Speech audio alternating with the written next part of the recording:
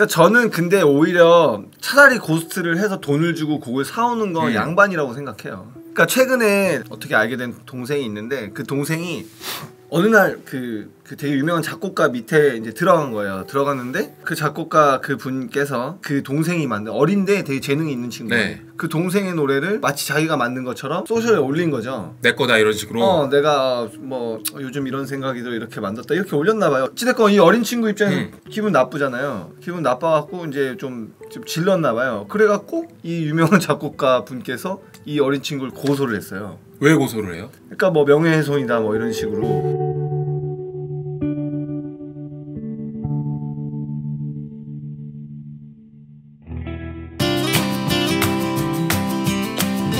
오늘은 한미 씨의 제안으로 고스트 프로듀싱에 대해서 얘기를 한번 해볼까 하는데요. 네. 근데 아까 우리 얘기하다 보니까 고스트 프로듀싱을 딱히 나쁘게만 생각하지 않으신다고요? 네, 그렇습니다. 고스트 프로듀싱을 다시 한번 정의하면 같이 만들되 비밀로 하는 거 아니에요? 같이 안 만들고 남의 노래 사는 경우도 있죠. 그건 더 나쁜 거잖아요. 근데 그게 지금 외국에서는 그런 거를 파는 사이트까지 있어요. 벌써 몇 년 전부터. 그러니까 내가 이거 샀다는 걸 사람들한테 인지시키지 않는 거죠. 그쵸. 그러면은 그거는 좀 기만 아니에요? 그 관객 입장에선 그럴 수 있다고 생각해요. 아니면 팬이나 혹은 뭐 그런 리스너들 입장에서는 내가 만들었는데 이대하 씨 이름으로 나왔다. 그리고 뭐 사실은 그렇게 고스트까지 할 거면 그렇게 하거든요. 커피라이트까지 다 사거든요. 네. 그러니까 이제 뭐 작사 작곡 이런 것 권리도 안 주고 그냥 그 모든 권리를 사서 그냥 앨범을 내는 거죠. 한권님께서도 돈 많이 주면 아이디어만 주면 음악까지 다 만들어 주더라고요. 아, 이렇게 핸드폰에 주제 한 두 마디 던져주면 알아서 다 만들어 오는구나. 괜찮네. 근데 그런 걸 내면 안 되는데? 그런 경우들도 있고 아예 그냥 그러니까 제가 지금 정확히 기억을 못 하는데 2014년 말 2015년 초 이때 중국에 한 2주 정도 있었던 적이 있었어요. 근데 거기에 이제 중국인데 브라질리안이 그 클럽에 이제 상주하면서 일을 하고 있고 중국에서 아카데미를 차려서 이제 아카데미로 이제 수익을 내기도 하고 본인이 이제 프로듀싱도 해갖고 그거를 이제 팔기도 하더라고요. 근데 그 친구가 이제 막 얘기를 하다 보니까 야 나 요즘에 뭐 고스트로 돈 벌어 막 이렇게 얘기를 하더라고요. 네. 그래서 그게 뭔 말이야 했더니 어떤 웹사이트를 보여주더라고요. 근데 그 웹사이트를 들어갔더니 시퀀서별로 장르별로 그걸 곡을 팔아요. 그리고 그러니까 이제 걔가 기술자네. 네.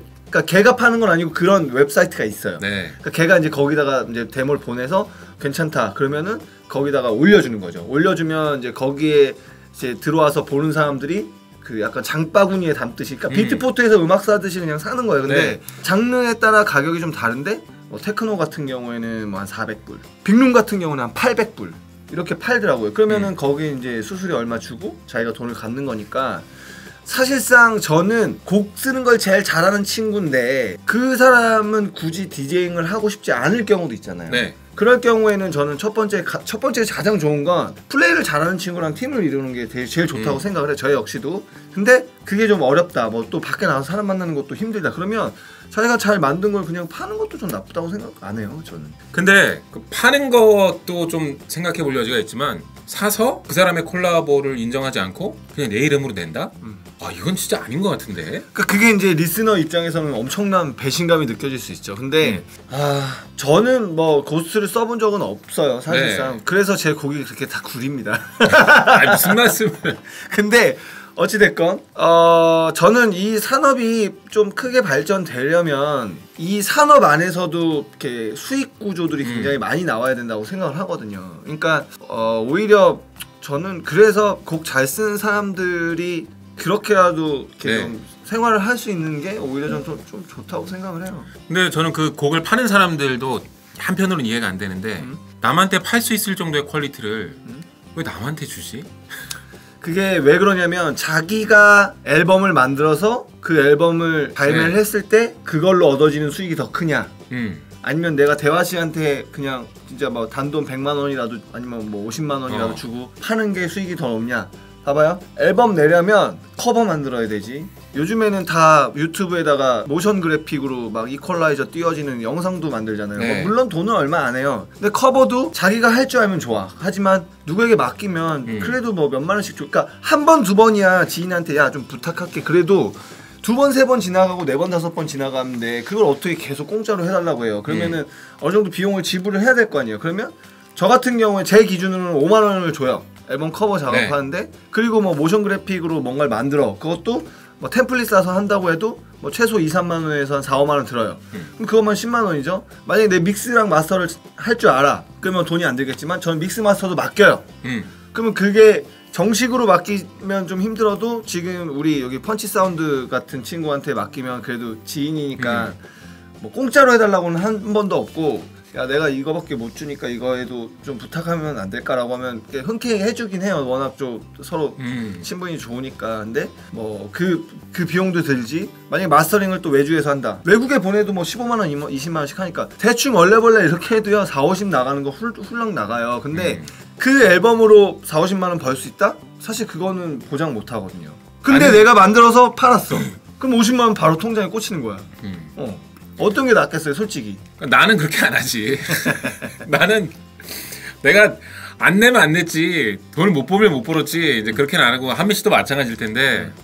근데 그런 게 성행하고 있다는 건 재능 있는 친구들이 빚을 못 보는 지금의 현실이 굉장히 삐뚤어져 있다는 얘기 아니에요, 그렇죠? 그런가요? 그럼요. 네. 그런 삐뚤어진 그 시스템이 유지가 되고 있다는 건 그런 삐뚤어진 욕망을 가진 사람들이 굉장히 많다는 얘기예요. 그러니까 저는 근데 오히려 차라리 고스트를 해서 돈을 주고 곡을 사오는 건 양반이라고 생각해요.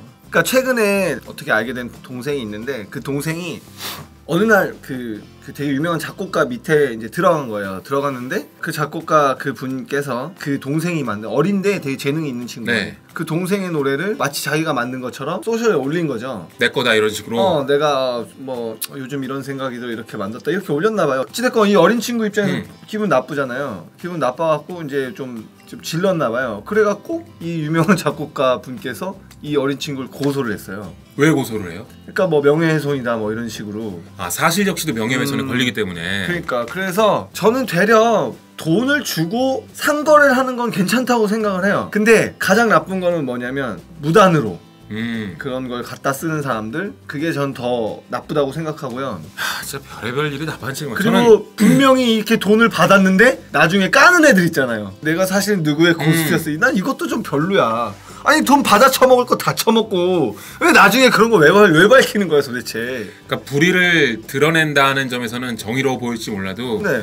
그 사람도 그 시스템의 일부였기 때문에 할 말은 없는 거지. 그러니까 돈을 받아 처먹을 건 다 처먹고 뭐 뺏긴 거면 몰라. 그러니까 나중에 그런 거 말해갖고 이슈화하고. 네. 저는 어떤 얘기까지 들었냐면 같이 콜라보 하자 그래요. 프로듀싱을 할 수 있는 두 사람이 서로의 힘을 합쳐서 혹은 새로운 시너지를 내기 위해서 하는 게 콜라보잖아요. 근데 이 사람은 사실 곡을 만들 줄 모르는 거예요. 그래서 여러분들 그 사운드도 살 수 있지만 멜로디도 살 수가 있거든요.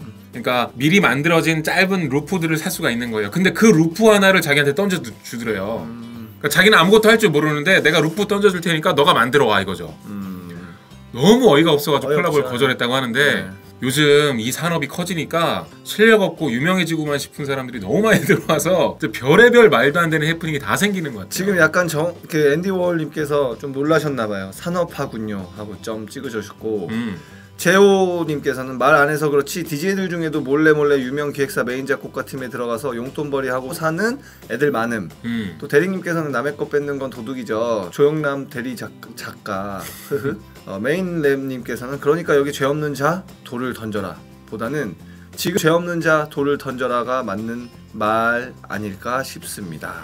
네. 여러 가지 의견들을 주셨네요. 네, 하여튼 그래서 저는 국내의 DJ들도 작곡가들한테 그냥 곡 주고 이름 안 올리는 경우가 있어요. 있으니까. 되게 옛날에, 그러니까 지금은 좀 많이 바뀌었을 거예요. 아주 예전에는 전에도 뭐 대충 얘기한 적 있지 않나요? 뭐 그 막내 작곡가로 들어갔는데 이 친구 라인이 너무 좋은 거야. 이 친구가 작업한 게 네. 거기에 이제 뭐 수장 되시는 분들이 있겠죠. 작곡가 팀에도 그분이 이제 비즈니스를 해서 그걸 팔았어. 근데 그 사람이 자기 이름만 올린 거야 저작권에. 그래서 이제 어떤 동생이 얘기를 한 거지. 아니 선배 저 그래도 좀 이름 좀 당연하죠. 이름 올려야지. 그랬더니 그 선배가 한다는 말이 야 이 XX야 네가 지금 나랑 10곡을 했냐 100곡을 했냐 야 처음엔 다 그런 거야 뭐 이런 식으로 말도 안 되게 완전 적폐죠 적폐. 말도 안 되죠. 네. 아 참 안타깝다. 네. 그러고 보면 이 글 쓰는 쪽에서는 그런 게 많지 않은 것 같아요. 확실히. 그런가요? 그럼요. 사실 제가 예전에 모델 생활 잠깐 했었었는데 의상 디자이너 선생님들 중에도 그런 분들이 좀 있었다는 이야기를 제자들 아이디어를 그냥 쓰는구나. 뭐 그런 경우도 있고 하여튼 이 모델 출신. 모델 오늘 좀 약간 약간 좀 용병 뭐라고 하죠 그거를? 장난 아닌데. 야 오늘 좋다. 재호야 나와라. 야 너 다음 주에 시간 되지? 다음 주 우리 강제 섭외. 네 제리님을 모시도록 하겠습니다. 다음 주 목요일에는요 우리 그 레비톨 사장과 또 박스오피스의 사장이신 다음 주는 자펑카 와서 안 된다고. 그러면 자 우리 22일 날 3월 22일 목요일에 우리 그 레비톨 사장님이시면서 박스오피스 사장님이신 우리 제리님 이재호님을 모시도록 하겠습니다. 네. 자 글 쓰는 쪽도 있다고 원인님께서 있어요. 네, 있겠죠. 저는 업계 내에서 봤을 땐 그런 얘기를 이렇게 뒷담화들을 많이 하잖아요. 근데 그런 얘기를 잘 못. 뭔 얘기해? 박스 오피스라고 했어요. 박스 스튜디오가 아니라 오피스라고 했어. 그랬구나. 내가 집중을 못했네. 죄송합니다. 그래서 저는 어쩔 수 없는 것 같아요. 그렇게 가야 되는 게 고스 프로듀서로 가는 게. 왜냐면 이제 뭐 EDM 하고 뭐 컴퓨터로 음악 작업하는 게 좀 쉬워진 세상이고 어찌 보면 정당한 대가를 하고 그 창작물을 산다는 건 사실은 제 입장에서는 나쁘진 않은 것 같아요. 그것도 어떻게 보면 하나의 능력일 수 있다고 생각을 하거든요. 근데 정당하지 않게 하는 게 전 더 나쁘다고 생각을 해요. 그러니까 이미 업계가 그렇게 가고 있고 그런 와중에 뭐 안 돼 뭐 역같아 뭐 이럴 수는 없는 거니까 그렇게 가고 있고 그렇게 사는 사람들도 되게 많으니까. 근데 그 와중에 진짜 양아치 같은 애들 진짜 많거든요. 그러니까 일단 그런 사람들만이라도 없어지면 씬이 좀 뭐 바르게 좀 성장하지 않을까. 사실 저는 스펙트럼이 2016년에 했나요? 저 지금 6년. 네, 16년에 했죠. 저는 SM이랑 뭐 YG나 대형 기획사들이 이제 뭐 EDM을 하겠다 뭐 이런 걸 했을 때부터 저는 그런 생각을 좀 했어요. 뭐냐면 거기에 데뷔하는 아이돌들도 많지만 데뷔하지 못한 친구들 중에 DJ로 키울 수 있는 자본력이 있으니까 DJ로 키워서 뭐 할 수도 있겠다. 뭐 고스트 한 명 붙여주고 같이 작업한 모양새 내서 뭐 룩은 좋고 뭐 그래서 옆에 이제 그 기능직으로 해줄 수 있으신 분이 또 이제 앨범 만들어주고 그래서 이 친구 이름으로 나오고 저작권 쉐어하고 저는 딱 이게 대형 기획사에서 할 수 있는 단순하게 봤을 때는 그게 딱 그거밖에 안 떠오르더라고요. 그래서 지금 뭐 SM이나 YG나 그 두 회사에서 뭔가 EDM을 손댄다? 그럼 저는 결국엔 그렇게 갈 것 같아요. 그래서 정말 잘생기고 정말 멋있는 DJ들은 뭐 SM이나 YG에서 나올 겁니다. 뭐 이게 진짜 산업화가 되고 돈이 된다라고 하면 SM이나 YG에서 손 안 댈 리가 없어요.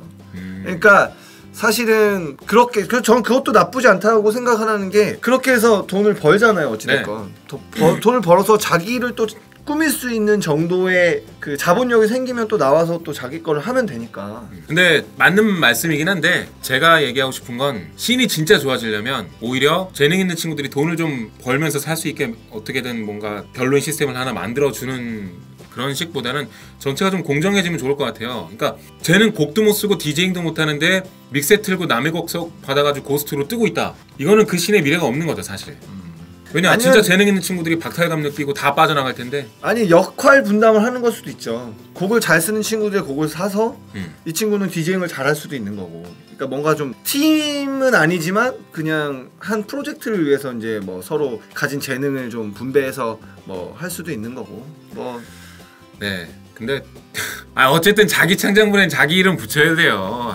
그걸 남의 콜라보를 하든 자기 이름으로 내든. 근데 그것도 사실은 대중분들께서 많이 모르셔서 그래요. 아까 솔직히 말하면 이게 막 다 까발려지고 막 이러면 얼마나 허탈할까. 나는 진짜 얘가 만든 건 줄 알고 되게 좋아했는데 이거 뭐 알고 보니까 다른 사람이 만들어줬네?